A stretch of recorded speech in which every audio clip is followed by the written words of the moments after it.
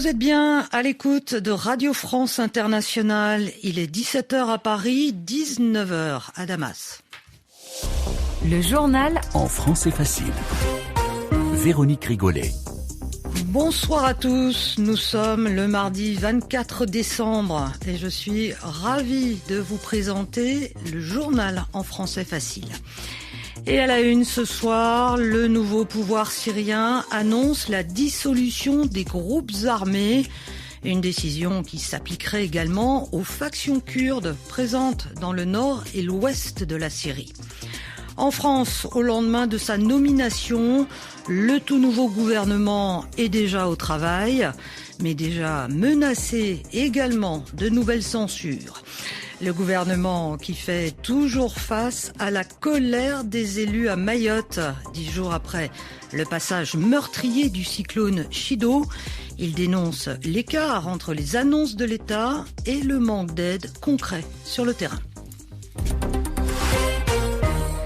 En Syrie, les nouvelles autorités tentent de sécuriser le pays 2 semaines après la chute du régime de Bachar al-Assad.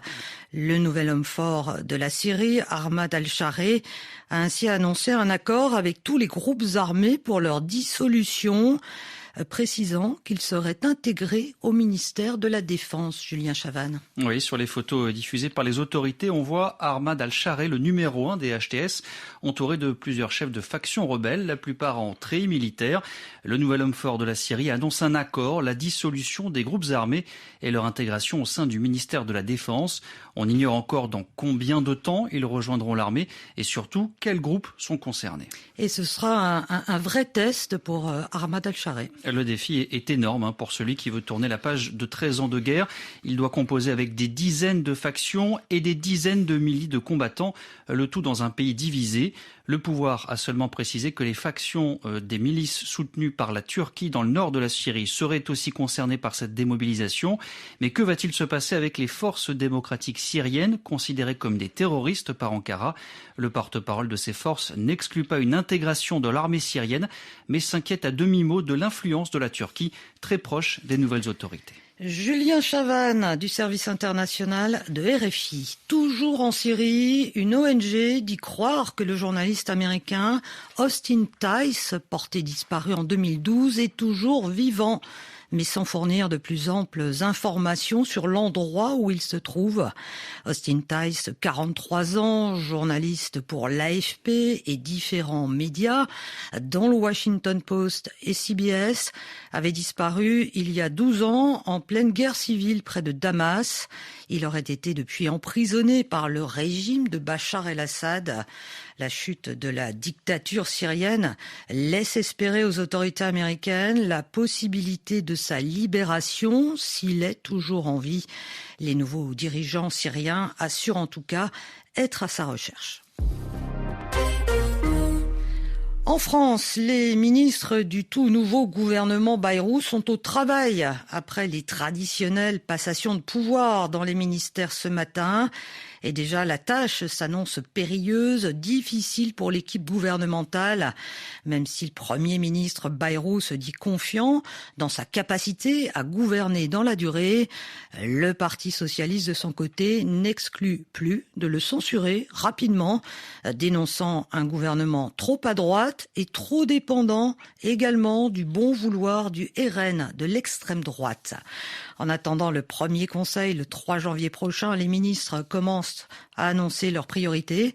Et parmi eux, Gérald Darmanin, ancien ministre de l'Intérieur, qui détient désormais le portefeuille de la justice, où il entend œuvrer main dans la main avec le ministère de l'Intérieur pour assurer la sécurité des Français. On l'écoute. Dans les tout prochains jours, les procureurs, dont je connais le rôle primordial, recevront des instructions générales de politique pénale très claires et très fermes pour engager systématiquement des poursuites contre les violences faites aux personnes, contre le séparatisme islamiste, contre le narcobanditisme, qui sera la priorité absolue de mon mandat au ministère de la Justice.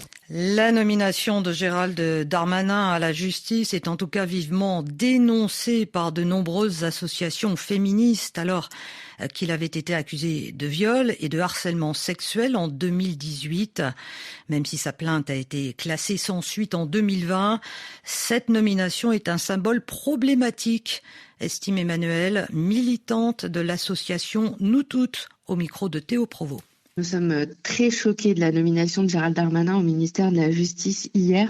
Il s'agit donc d'un agresseur présumé qui est renommé ministre, cette fois-ci de la Justice. C'est pour nous une ultime provocation, encore un retour de bâton. On est après le procès des viols de Mazan. On n'a pas arrêté de nous demander est-ce qu'il y aura un avant, un après. Voilà, on est dans l'après Mazan et un agresseur présumé se retrouve à la tête du ministère de la Justice.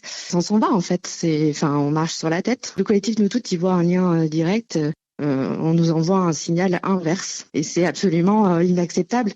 Les urgences sont en tout cas nombreuses dans une France toujours déboussolée, bousculée par l'instabilité politique, entre la nécessité de trouver un budget pour le pays et la gestion de la crise à Mayotte. Nommé aux Outre-mer, l'ancien Premier ministre Manuel Valls a en tout cas annoncé son intention de se rendre à Mayotte le plus vite possible avec le Premier ministre, assurant vouloir faire de la reconstruction de l'archipel sa grande priorité. À Mayotte, où des élus mahorais dénoncent d'ailleurs toujours le manque d'aide du gouvernement, un cri de colère, disent-ils, face à l'écart entre les annonces de l'État et le manque d'aide concrète sur le terrain. 10 jours après le passage dévastateur du cyclone Chido, certaines communes manquent encore d'eau et de nourriture, alors que les déchets s'accumulent dans les rues, laissant craindre au personnel de santé l'irruption de risques sanitaires. En France métropolitaine, en tout cas, la solidarité continue de s'organiser. Exemple avec cette collecte de dons qui a ouvert ce matin à la Bourse du Travail de Saint-Denis, au nord de Paris. Reportage de Baptiste Coulon.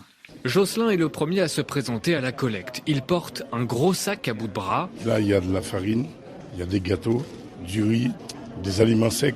Des denrées non périssables pour tenir le temps du voyage, mais pas que. Des cahiers aussi, des crayons couleur qu'on en est pour les écoles. Président d'un club de football antillais du nord de Paris, il a immédiatement fait jouer la solidarité. À partir du moment où j'avais lancé ça au sein de mon club, les parents, les gamins, ils ont commencé à se manifester pour justement aider Mayotte. Et c'est de là qu'ils ont eux-mêmes acheté les affaires avec les parents. Et donc là, c'est les premiers cartons, les premiers colis qu'on emmène, mais il va en avoir d'autres.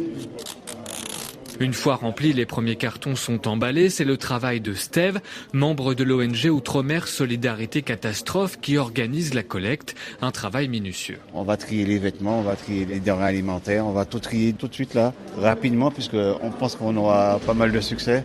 On sait que ça va marcher. Car l'aide vient de partout, pas uniquement de métropole. La solidarité entre les Outre-mer est aussi la clé d'une collecte réussie. Peu importe Mayotte, la Réunion, peu importe la Guadeloupe, la Martinique, c'est toutes les ultramarins qui se mettent ensemble pour pouvoir apporter notre aide aux compatriotes. L'ONG a déjà pris attache avec un transporteur de fret aérien. L'aide sera acheminée en container à La Réunion avant de rejoindre Mayotte. Un reportage signé Baptiste Coulon.